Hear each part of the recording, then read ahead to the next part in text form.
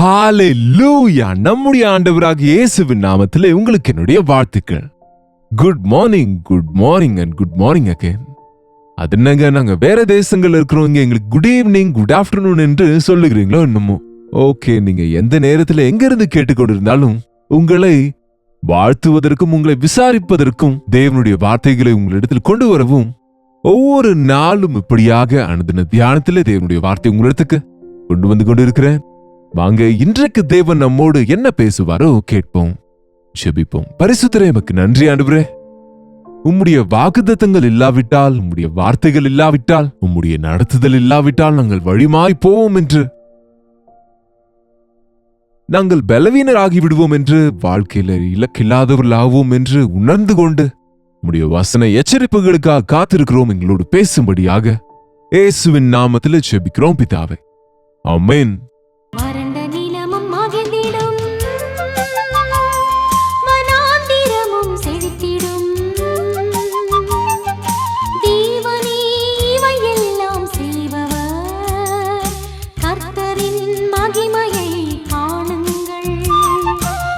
ஆமாங்க, ரோட்ல செல்லும் போது அந்த சைன் போர்ட்ஸ் இருக்கும் பாருங்க. அந்த சைன் போர்ட்ஸ் இல்லாவிட்டா அநேக விபத்துகள் நடக்கும். Go straight, there is a deep excavation. Turn right, turn left. என்னங்க எழுதியிருக்கோம், there is a speed breaker ahead. என்னங்க, narrow bridge என்று சில பலகைகள் இருக்கும். அதை பார்த்து கொண்டு போகும்போது எந்த ஆபத்தும் இல்லாம போவோம். அது போல இந்த உலகத்துல நம்ம வாழும்போது தேவன் நமக்கு ஒவ்வொரு நாளும் இப்படி செல்லு, அப்படி செல்லு, இப்படி இருக்காதே, அப்படி இருக்காதே, இதை செய்ய, அதை செய் என்று தேவன் நாம வலது இடது போய்விடாதபடிக்கு அவருடைய வழியில நேராய் நடக்க தேவன் நமக்கு உதவி செய்கிறார். பாருங்க, நாம் இந்த உலகத்துல வாழும்போது தேவன் நம்மை ஆசீர்வதிப்பார். நிச்சயமாக தேவன் தம்மை நம்பியவர்களை ஆசீர்வதிப்பார். ஆசீர்வாதங்களை பெற்றுக்கொண்ட பின்பு நாம அநேக முறை அகங்காரிகள் ஆகிவிடுகிறோம். அன்றைக்கு இஸ்ரவேலருக்கு தேவன் சொன்னார், நீங்க வாக்குத்தத்த பூமியை சுதந்திரித்த பிறகு, நல்ல வீடு கட்டிக்கொண்ட பிறகு, உங்களுடைய ஆஸ்திகள் பெருகிய பிறகு, நீங்க ஆரோக்கியம் அடைந்து எல்லா விஷயத்திலும் விருத்தி அடைந்த பிறகு, உன் இருதயத்திலே மேட்டிமை அடைந்து உன் தேவனை மறந்து விடுவாயோ, ஜாக்கிரதை என்று சொன்னார்.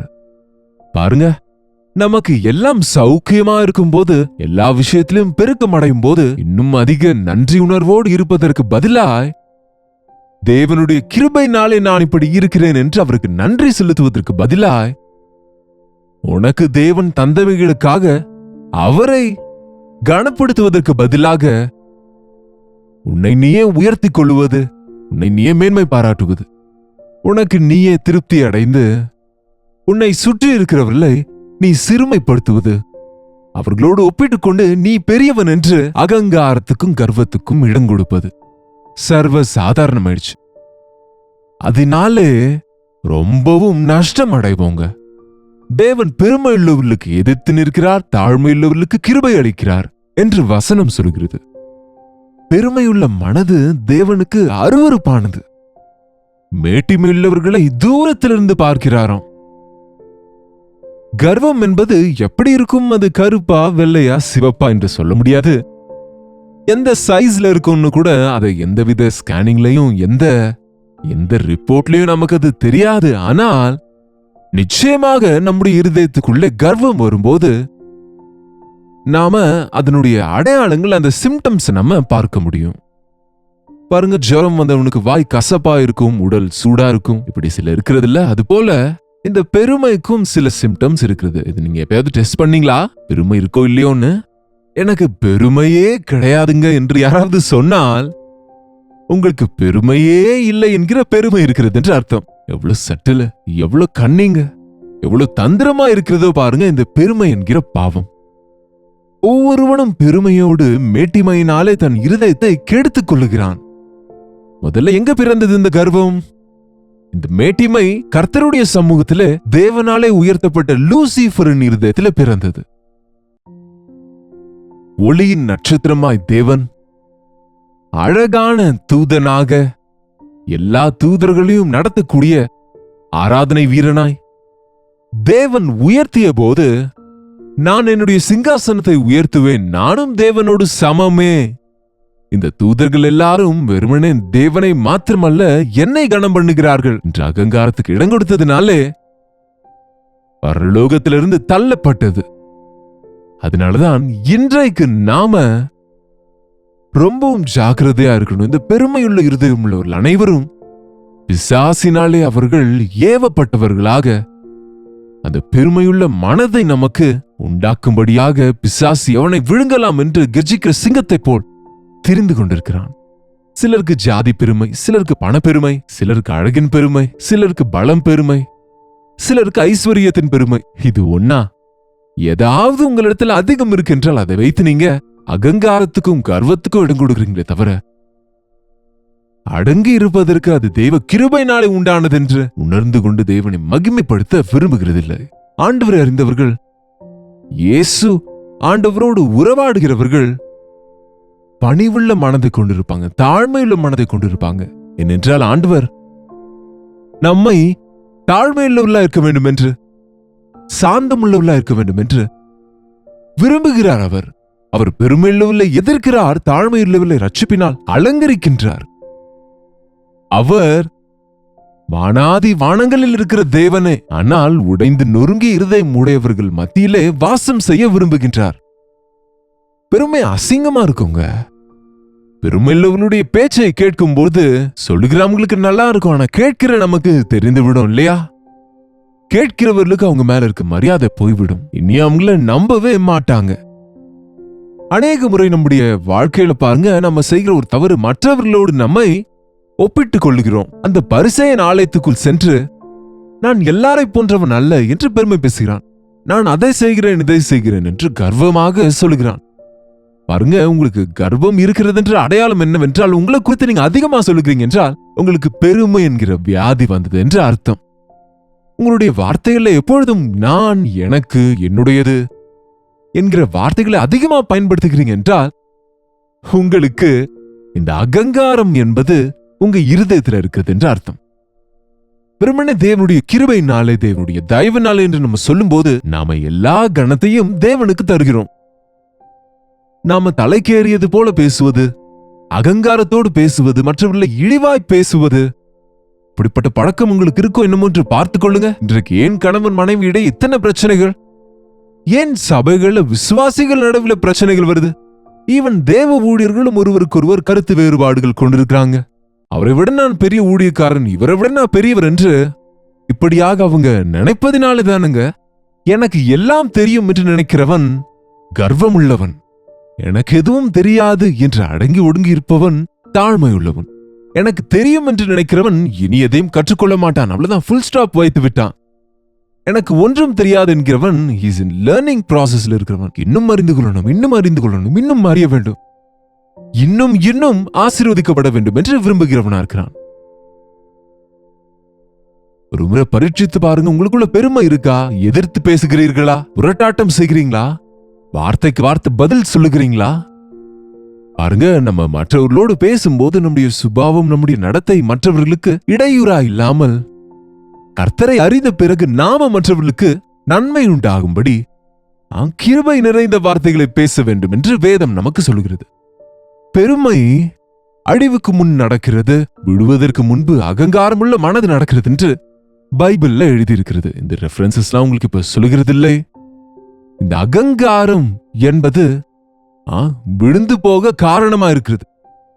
இந்த கர்வம் அழிவுக்கு, பாருங்க, கர்வம் வந்தது என்று சொன்னால் உங்களுக்கு பின்னாக அழிவு வந்து கொண்டிருக்கிறது என்று அர்த்தம். நீங்க அகங்காரத்தோடு இருக்கிறீங்க என்றால் உங்களுடைய அழிவுக்கு வழிவகுக்கிறீர்கள். நீங்க அன்றைக்கு நேபுகாத்நேச்சார் கர்வப்பட்டு இது என்னுடைய ராஜ்யம், நான் கட்டியது என்று நினைத்தான், மிருகத்தை போல புல்லை மேய்ந்தான் என்று வேதத்தில் பார்க்கிறோம். தேவனுக்கு மகிமையை செலுத்தும் வரைக்கும் அந்த சூழ்நிலையிலிருந்து அவனுக்கு விடுதலை கிடைக்கல. பிசாசு அகங்காரத்துக்கு இடம் கொடுத்து பாதாளத்துக்கு தள்ளப்பட்டு அவனுக்கு இன்னொரு வாய்ப்பு கொடுக்கப்படவில்லை. பாருங்க, பரவாயில்ல, என் இஷ்டம் போல நடந்து கொண்டு எப்பயாவது ஒரு நாள் சரி செய்து கொள்ளலாம் என்று நினைத்தால் அதற்குள்ளே நடக்க வேண்டிய நஷ்டம் நடந்துவிடும். குடும்பங்கள் உடைந்து போவதற்கு காரணம் கொலைகளுக்கு, கற்பழிப்புகளுக்கு காரணம், குற்றங்களுக்கு காரணம் அகங்காரமே, சுயநலமே, சொந்த பலத்தை சார்ந்து கொண்டு எனக்கு இணை யாரும் இல்லை என்று, என்னை யாரும் பிடிக்க முடியாது என்று, என்னை யாரும் தீர்ப்பு தீர்க்க முடியாது என்கிற நிலைமைக்கு இன்றைக்கு மனிதன் பின்வாங்கி போனதை பார்க்கிறோம். என்னை யாரும் பார்க்கவில்லை என்று நினைக்கும் பைத்தியக்காரன் தேவன் தன்னை பார்க்கிறார் என்று உணர்ந்தால் தாழ்மையுள்ளவனாக இருப்பான். நீ நடப்பதும் படுப்பதும் எழுந்திருப்பதும் உட்காருவதும் எழுவதும் எனக்கு தெரியும் என்றார் ஆண்டவர். வார்த்தைகள் உன் நாவுக்கு வரும் முன்பே உன் வார்த்தைகளை அறிந்திருக்கிறேன் என்றார் அவர். ஆனால் இன்றைக்கு மனிதர்களுக்கு முன்பு பெருமையுள்ளவர்களாய் இருப்பது ஒரு காரியம் என்றால், தேவனுக்கு விரோதமாய் கர்வத்தின் வார்த்தைகளை பேசுவது, தேவன் யாரு, தேவன் எங்க இருக்கிறாரு, தேவன் என்ன செய்தாரு என்று தேவனை தூஷிக்கிற நிலைமைக்கு பின்வாங்கி போனவன் அகங்காரம் மனதோடு கூடிய பிசாசனுடைய ஆவியை உடையவனாக இருக்கிறான். அது நமக்கு நஷ்டத்தையே தவிர எந்த ஒரு நன்மையும் கொடுக்காதுங்க. பெருமையோடு கர்வப்படாமல் மனமேட்டிமை இல்லாமல் பயப்படு என்று வசனம் சொல்லுது. ஒரு வெற்றி வரும்போது, ஒரு பாராட்டு கிடைக்கும் போது கர்வப்பட வேண்டாம், பயப்படுங்க. உங்களுக்கு இன்னும் உயர்ந்த பதவி கிடைக்கும் போது அந்த ஸ்தானத்துல நான் வாழ முடியுமா, அந்த அதிகாரத்தை என்னால் சரியா பயன்படுத்திக் கொள்ள முடியுமா, அவ்வளவு ஆசீர்வாதத்தையும் என்னால் சரியாக கையாள முடியுமா என்பது போல நாம தேவனுக்கு நன்றி செலுத்துகிறவர்களா இருக்க வேண்டுமே தவிர, உங்களுக்கு இருக்கிறவைகளை குறித்து அகங்காரத்துக்கு இடம் கொடுத்தால், பெருமைக்கு இடம் கொடுத்தால் சீக்கிரத்திலேயே பாருங்க, அதை இழந்து போவது மாத்திரமல்ல, உங்களுடைய ஆவிக்குரிய வாழ்க்கையிலே விழுந்து போய்விடுவீங்க. பிசாசுக்கும் அவனை பின்பற்றுகிறவர்களுக்கும் ஆயத்தமாக்கப்பட்ட அக்கினி கடலுக்கு ஆளாவதும் கூட நிச்சயமே. அதனாலதான் தாழ்மையுள்ளவர்களா இருக்க வேண்டும். நீங்க ஒருவேளை இப்பொழுதே கர்வம் உள்ளவர்களா இருந்தால் இதற்கு ஒரே மருந்துங்க. கர்வத்துக்கு இன்ஜெக்ஷன்ஸ், மருந்து, மாத்திரைகள் ஒண்ணும் இல்லை. ஆனால் கர்வத்தை குறைத்துக் கொள்ள வேண்டும் என்றால் உபவாசம் இருந்து கண்ணீரோடு உங்களுடைய இருதயத்தை தேவனுக்கு முன்பு அர்ப்பணித்துக் கொள்ளுங்க. உங்களை நீங்கள் விமர்சித்துக் கொள்ளுங்க. உங்களை நீங்க பரீட்சித்து பாருங்க. உங்களுடைய நிலைமையை தேவனுடைய சமூகத்துல ஒத்துக்கொள்ளுங்க. ஆண்டவரே, நிலைமை எனக்கு காண்பியும் என்றால் பரிசுத்த ஆவியானவர் நம்ம இருதயத்தின் நிலைமை நமக்கு வெளிப்படுத்துவார். நம்முடைய தவறுகளை ஒத்துக்கொள்ளும் போது ஆவியின் மூலமாய் உணர்த்தப்படுகின்றோம். நாம எதிர்த்து நிற்காமல் மனஸ்தாபப்பட்டால் தாழ்மையுள்ள மனதை பெறுவோம். தேவன் நம்மை தண்டிப்பதற்காக தூக்கிய கையை நமக்கு இறங்குவதற்கு, நம்மை அணைத்துக் கொள்வதற்கு பயன்படுத்தும்படி கர்வத்தை விட்டுவிட்டு, அகங்கார மனதை விட்டுவிட்டு, உடைந்து நொறுங்கிய இருதயத்தோடு உங்க அகங்கார வார்த்தைகளின் நிமித்தமாக மனம் திரும்புதல் அடைங்க. நீங்க கர்வத்தோடு செய்த காரியங்கள் விஷயமாக தேவனுடைய சமூகத்தில் உங்களை நீங்க தாழ்த்திக் கொள்ளுங்க, சமாதானப்படுங்க. எத்தனை குடும்பங்கள்ல இன்றைக்கு கணவன் மனைவி ஒருவர் மேல் ஒருவர் பெருமையோடு தங்களை உயர்த்தி கொண்டு போட்டி போட்டு குடும்பங்களை அழித்துக் கொள்ளுகிறாங்க. அழகான பிள்ளைகளுடைய வருங்காலத்தை கெடுத்துக் கொள்ளுகிறாங்க. தாழ்த்திக் கொள்வது அழகுங்க. தாழ்மையுள்ளவர்ல அவர் அலங்கரிக்கிறாராம் பாருங்க. ஒரு நபர் அகங்காரத்தோடு பேசும்போது அவங்களுடைய முகம் விகாரமா இருக்கும். அவன் சுற்றி இருக்கிறவங்க இருதயத்துல பயத்தை உண்டாக்குவானோ என்னமோ, ஆனால் அவர்கள் இருதயத்திலே அவங்க அருவருக்கும்படியாக செய்வான்.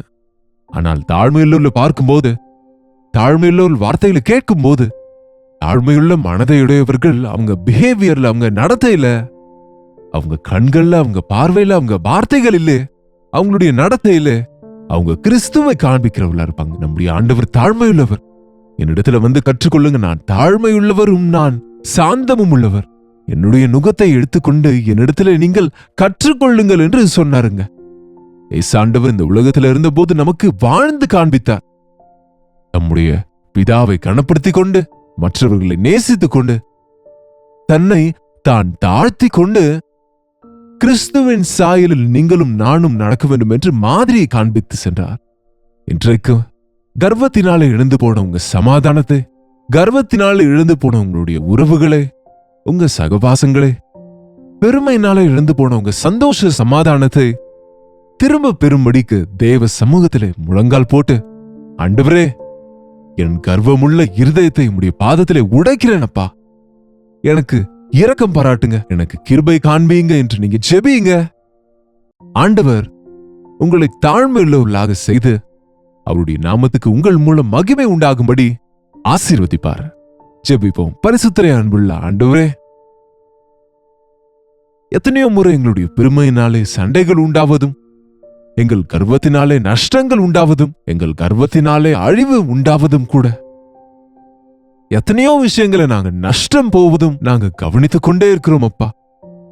எங்களுடைய வாழ்க்கையில சமாதான சந்தோஷங்கள் இல்லாமல் அகங்காரத்தோடு இஷ்டம் போல நடந்து கொண்டு மனிதர்களுக்கு அருவருப்பாகவும் தேவனுக்கு வேதனை உண்டாக்குகிறவர்களாகவும் நாங்கள் வாழ்கிறோம் என்பதை உணரும்படியாக இன்றைக்கு உம்முடைய பரிசுத்த ஆவியை எங்கள் மீது ஊற்றுங்கப்பா.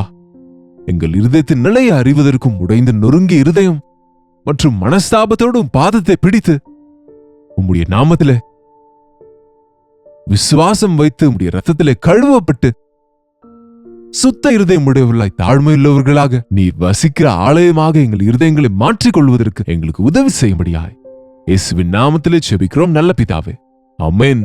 நம்முடைய பிதாவாகிய தேவனுடைய அன்பும் குமாரனாகிய இயேசு கிறிஸ்துவின் கிருபையும் பரிசுத்த ஆவியானவருடைய அந்யோன்யமும் ஐக்கியமும் கூடி வந்திருக்கிற நம் அனைவருக்கும் எப்பொழுதும் சதா காலமும் துணையாக இருப்பதாக, ஆமென். தேவனுக்கு ஸ்தோத்திரம். உங்களுடைய ஜெப விண்ணப்பங்களையும் பாரங்களையும் நீங்க எங்களுக்கு தெரியப்படுத்துவதற்கு 8939801234 என்கிற எண்ணிற்கு நீங்க ஒரு டெக்ஸ்ட் அல்லது வாய்ஸ் மெசேஜ் மூலமாக வாட்ஸ்அப் பண்ணுங்க என்று ஒவ்வொரு நாளும் சொல்லிக் கொண்டிருக்கிறேன். உங்களில் அநேகர் உங்க வாட்ஸ்அப் மெசேஜஸ் அனுப்புகிறீங்க. அவை எல்லாவற்றையும் நாங்கள் பார்த்து ஜெபிக்கின்றோம். அதே போல கர்த்தர் உங்களுக்கு நன்மை செய்த பிரைஸ் ரிப்போர்ட்ஸை குறித்து கூட நாங்க தேவனை எவ்வளவோ துதிக்கின்றோம். இதுவரை நீங்க ஒரு முறை கூட வாட்ஸ்அப் மெசேஜ் அனுப்பாம இருந்தா உங்களுடைய பெயர், ஊர் மற்றும் உங்க போட்டோவோடு கூட நீங்க ஒரு முறை அனுப்புங்க. உங்க அனைவரையும் தேவனுடைய அன்பு நிமித்தம் நேசிக்கிறோம். உங்களுக்காக தேவனிடத்தில் கணக்கு கொடுக்க வேண்டியவர்களாக ஒவ்வொரு நாளும் காலை 7 மணிக்கு இந்த அனுதின தியானம் மற்றும் ஷார்ட் மெசேஜஸ் மற்றும் அநேக விதத்திலே தேவனுடைய வசனத்தினாலே இந்த கடைசி காலத்திலே உங்களை பலப்படுத்த வேண்டும் என்று நாங்கள் போராடுகின்றோம். இந்த ஊழியங்களுக்காக ஜெபித்துக் கொள்ளுங்க. சுமைகள் நிறைந்த இந்த ஊழியத்தில் நீங்க பங்கு பெற விரும்பினால், கர்த்தர் உங்களை ஏவினால், உங்களுடைய காணிக்கைகளை அனுப்புவதன் மூலம் நீங்க இந்த ஊழியத்தில் பங்கு பெற்று தேவன் எங்களுக்கு தருகிற ஆசீர்வாதங்களை நீங்களும் பெற்றுக்கொள்ளுங்க. மேலும் இதை குறித்த விவரங்களுக்கு கீழே ஸ்கிரீன்ல இருக்கிற என நீங்க தொடர்பு கொண்டு நீங்க அதுல அறிந்து கொள்ளலாம். உங்களுக்காக நாங்க ஜெபிக்கிறோம், எங்களுக்காக நீங்க ஜெபிங்க. நம்ம எல்லாரும் கர்த்தருடைய வருகைக்காக ஆயத்தப்படுவோம். கர்த்தருக்கு சித்தமானால் நாளைக்கும் இதே நேரத்தில் இதே நிகழ்ச்சியில் கர்த்தருடைய வார்த்தையோடு நான் உங்களை மீண்டும் சந்திக்கிறேன்.